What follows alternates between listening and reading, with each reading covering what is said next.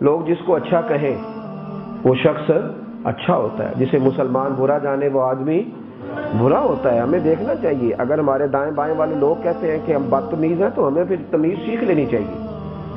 اگر ہمارے آگے پیچھے والے لوگ ہمیں کہتے ہیں کہ تیرا اخلاقی رویہ ٹھیک نہیں تو پھر ہمیں اپنی زبان پر پہرا بٹھا لینا چاہیے۔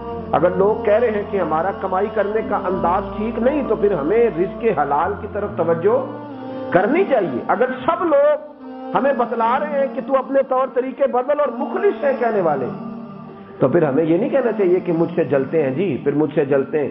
میں نے اپنی زندگی میں دیکھا ہے کچھ لوگوں کو کہا گیا کہ تم نے اتنی بڑی موٹر سائیکل لے دی، بیٹے کو ٹانگ ٹوٹ جائے گی، اور تمہارا بیٹا موٹر سائیکل کی ڈرائیونگ بھی بڑی سپیڈ کے ساتھ کرتا ہے، کبھی کبھی ایک پہیہ اٹھا بھی لیتا ہے، تو بجائے اس کے کہ اس کی اماں مانتی، وہ کہتی ہے پیسے آ گیا تو لوگ میرے بیٹے سے جلنے لگ گئے۔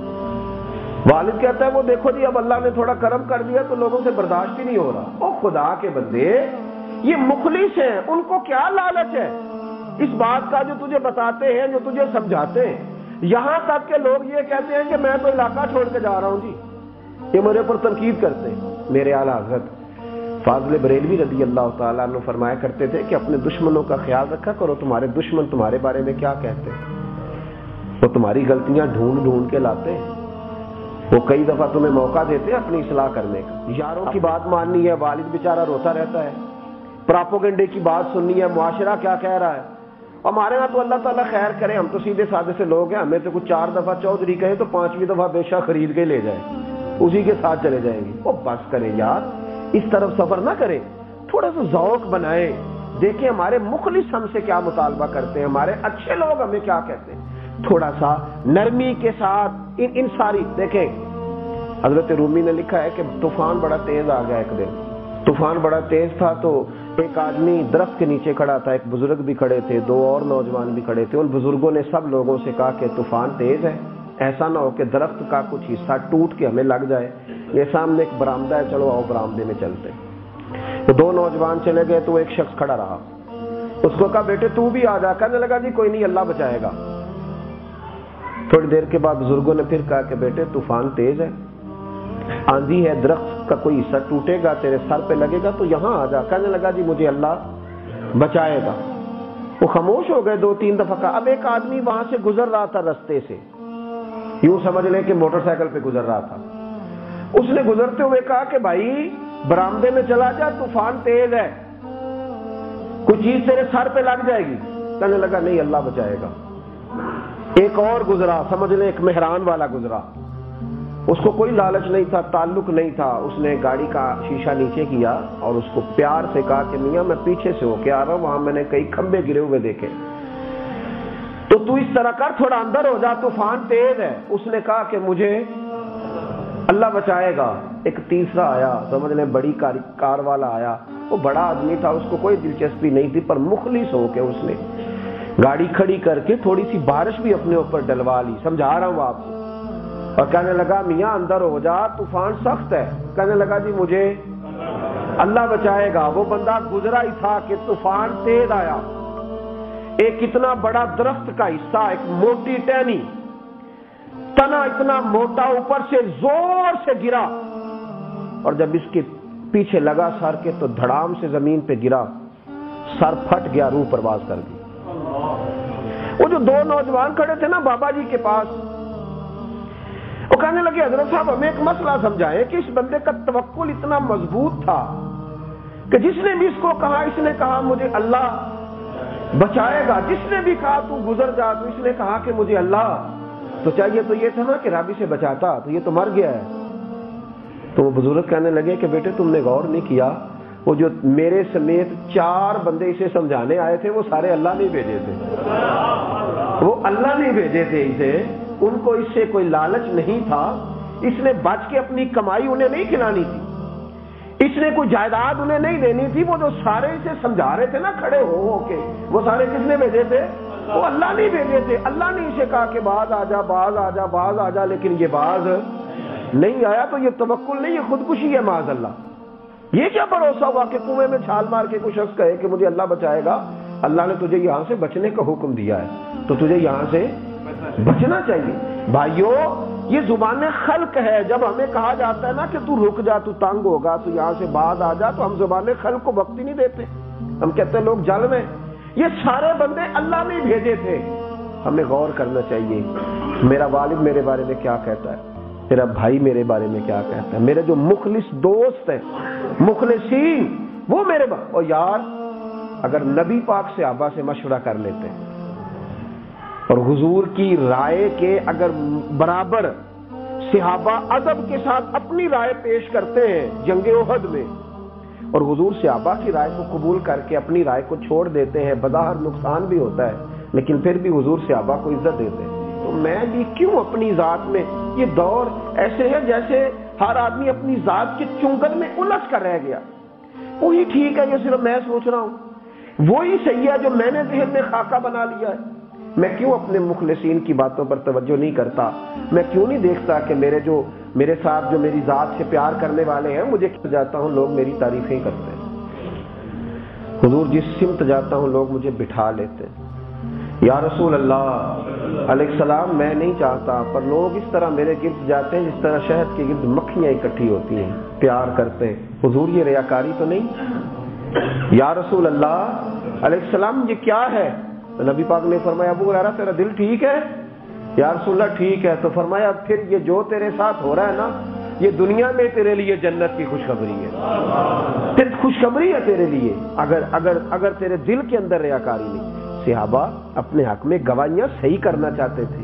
وہ چاہتے تھے کہ مخلص اچھے دیندار لوگ ان کے بارے میں. حضرت عبداللہ ابن عمر بڑے نیک آدمی تھے، حضرت عمر کے صاحبزادے تھے. حضور نے انہیں نیک آدمی کہا. زمانہ ان کی تعریف کرتا تھا، لیکن ایک دن نا وہ ان کی ہمشیرہ حضرت حفصہ رضی اللہ تعالی عنہا نبی پاک کی زوجہ ہیں، ام المومنین. زمانہ ان کی تعریف کرتا تھا، سخی بھی تھے، بہادر بھی تھے، غازی بھی تھے، مجاہد بھی تھے، سب ٹھیک تھا. ہر طرف ان کے بارے میں خیر کے جملے نکلتے تھے. اور تکمیل کا سفر ان کا قریب تھا. ایک دن اپنی ہمشیرہ کے پاس گئے حضرت حفصہ کے، ام المومنین، جا کے عرض کرنے لگے کہ اے مومنوں کی ماں، جب رات کو نبی کریم علیہ السلام آئے نا تو حضور سے ذرا میرے بارے میں پوچھنا تو صحیح کہ میں کیسا ہوں. ذرا میرے بارے میں پوچھنا. کبھی اپنے ابا سے پوچھا کرے، کسی سے پوچھوایا کرے کہ والد کی آپ کے بارے میں رائے کیا. کبھی والدہ کی رائے معلوم کریں کہ آپ کی والدہ کی آپ کے بارے میں رائے کیا. کبھی اپنے استاد سے پوچھیں جس نے دنیا کیا دین میں آگے بڑھنے کا ہمت اور حوصلہ دیا، پوچھیں کہ ان کی رائے آپ کے بارے میں کیا ہے. اور حضرت شیخ محی الدین ابن عربی کہا کرتے تھے کہ مرنے سے پہلے ایک دفعہ اپنے پیر سے پوچھ لینا، اپنے مرشد سے پوچھ لینا کہ ان کی تیرے بارے میں رائے. ایک دفعہ پوچھ لینا، خود ہی اپنے منہ میاں مٹھو نہ بننا، پوچھ لینا ایک دفعہ مرنے سے پہلے کہ وہ تیرے بارے میں کیا کہتے ہیں، ان کی رائے پوچھ لینا. یہ گواہیاں یہاں بھی قبول کی جائیں گی اور قیامت کے دن بھی قبول کی جائیں گی. پوچھنا. یہ حضرت عبداللہ ابن عمر نے اپنی ہمشیرہ سے کہا کہ حضور سید عالم علیہ السلام سے کبھی اکیلے میں پوچھنا کہ میرے بارے میں رائے کیا ہے. تو آپ کی ہمشیرہ نے، حضور رات کو بہنیں اور بھائیوں کا کام نہ کریں. وہ کہتے ہیں حضور آئے تو میں نے فوراً ہی بٹھا لیا. یا رسول اللہ ایک بات کرنی تھی. حضور نے فرمایا کرو. کا یا رسول اللہ میرے بھائی کے بارے میں خیال کیا ہے؟ ہم تو بن کے بیٹھے، آپ یقین کریں بن کے بیٹھ گئے. ہمارا ذہن بن گیا ہے کہ میں ایک مکمل پرفیکٹ آدمی، میری سوچ، میری گفتگو، میرا ہر چیز ساری دنیا سے بھلی ہے. لیکن وہ جن کو حضور نے کہا صحابی کن نجوم، وہ لوگ کہتے تھے کہ ابھی ہم رستے میں ہیں. جب حضرت حفصہ نے کہا نا یا رسول اللہ علیہ السلام میرے بھائی کے بارے میں رائے کیا ہے، تو نبی پاک نے فرمایا بندہ تو اچھا ہے، بس سنا ہے عشاء پڑھ کے فجر تک سویا رہتا ہے، اٹھ کے تہجد پڑھتا ہی نہیں. عشاء پڑھ کے یہاں جو 10 بجے بھی اٹھتا ہے نا وہ بھی کہتا ہے کہ مجھے محدث اعظم مانو. ہاں جو 10 بجے اٹھتا ہے نا سویرے وہ بھی کہتا ہے کہ جناب میرے سے زیادہ بھی کوئی نیک ہو سکتا ہے جس کو مہینوں ہو گئے فجر نہیں پڑھی. نبی پاک علیہ الصلوۃ والسلام نے کہا کہ بندہ تو ٹھیک ہے، لیکن سنا ہے کہ عشاء پڑھ کے سوتا ہے تو فجر تک سویا ہی رہتا ہے. اتنی غافلوں جیسی نیند سوتا ہے. اسے چاہیے رات کو اٹھا کرے، اپنے رب کا ذکر کیا کرے. وہ جوان ہے، اس کے پاس آسودگی ہے، اٹھ سکتا ہے، اسے اٹھنا چاہیے. تو جناب حفصہ کہتی ہیں میں نے حضرت عبداللہ ابن عمر کو بتلایا، میں نے کہا کہ نبی پاک علیہ السلام نے فرمایا ہے کہ تو تہجد نہیں پڑھتا. تو جناب عبداللہ ابن عمر فرماتے ہیں لوگوں کو، یہ حضرت عثمان کے دور میں انہوں نے حدیث روایت کی، کہنے لگے وہ دن اور آج کا دن، سخت بیماری میں بھی میں نے کبھی تہجد کی نماز نہیں چھوڑی، میں نے پھر کبھی چھوڑا نہیں، اس لیے کہ میں اپنے حق میں گواہیاں صحیح. حضرت عمر، آپ یقین کریں کبھی کبھی دل کرتا ہے کہ عشق کیا جائے اس شخص سے. اتنا بڑا آدمی، اتنا بڑا شخص، اتنا بڑا شخص. حضرت سیدنا عمر فاروق 62 سال عمر تھی، دور خلافت کے آخری ایام تھے. تو صحابہ میں نا ایک صحابی ہوئے حضرت حذیفہ بن یمان رضی اللہ تعالی. حضرت حذیفہ بن یمان کو نبی پاک علیہ السلام نے نا منافقین کی لسٹ عطا فرمائی تھی. صحابہ فرماتے ہیں کوئی مشکوک آدمی مدینے میں انتقال کر جاتا تو ہم دیکھا کرتے تھے اگر حضرت حذیفہ بن یمان نماز جنازہ پڑھتے تو ہم بھی پڑھ لیتے، اگر وہ نہیں پڑھتے تھے تو پھر ہم بھی نہیں پڑھتے تھے کہ منافق ہے، اسی لیے تو انہوں نے نہیں پڑھی. کہتے 62 سال عمر تھی حضرت عمر کی. کمر مبارک میں درد رہتا تھا، ٹانگوں میں تکلیف رہتی تھی، سر کے بال گرنے لگے. حضرت حذیفہ بن یمان کہتے ہیں آدھی رات کا وقت تھا تو حضرت عمر فاروق میرے گھر آ گئے، سحری کا وقت، دستک.